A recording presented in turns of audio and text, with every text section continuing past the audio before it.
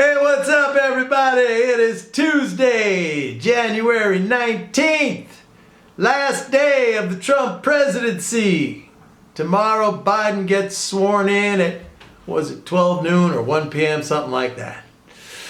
The Capitol is a siege. There's like 20,000 National Guard troops. I mean, we haven't seen anything like this since the Civil War. Yo, I'm wearing my cowboy hat. All right, let's talk. Today, I'm going to talk about Janet Yellen's testimony before Congress for her confirmation hearings. Janet Yellen said, we got to go big. We got to go big on the stimulus right now. I mean, she was saying all the right things. You know, she was saying the right way to make America great, not like this bum, this con man. I mean, she was saying, we got to invest in infrastructure. We got to invest in basic science and research.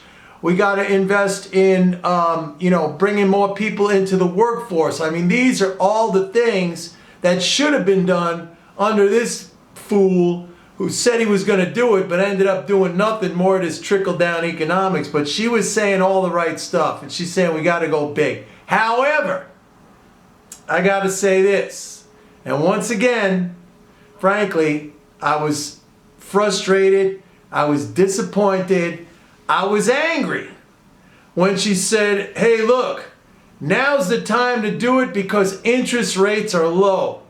I mean, come on, Janet, you were the chair of the Federal Reserve. You set interest rates for like, how long was she there? 4 years, 8 years, I don't remember. You set interest rates. I mean, we all used to sit around our computers once a month waiting for you to tell us what the interest rate was going to be.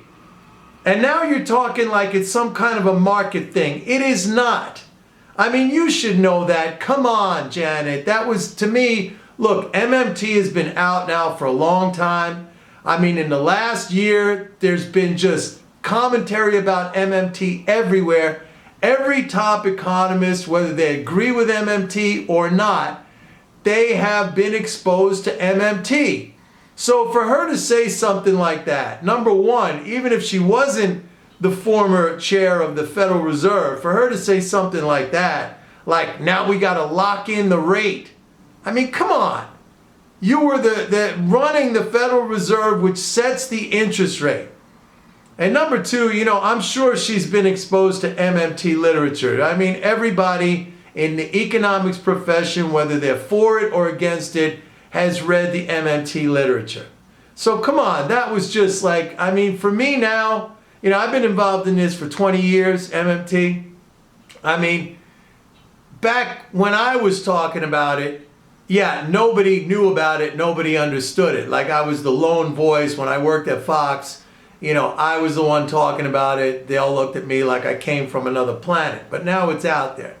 But Janet Yellen, come on, you were running the Federal Reserve. You set the interest rate. Don't say like, we got to lock this in now. I mean, be honest about it. Like, just that should not have even been stated. I mean, go big. Yeah, let's do infrastructure. Let's do, you know, basic science and research. Let's broaden out the working base, participation.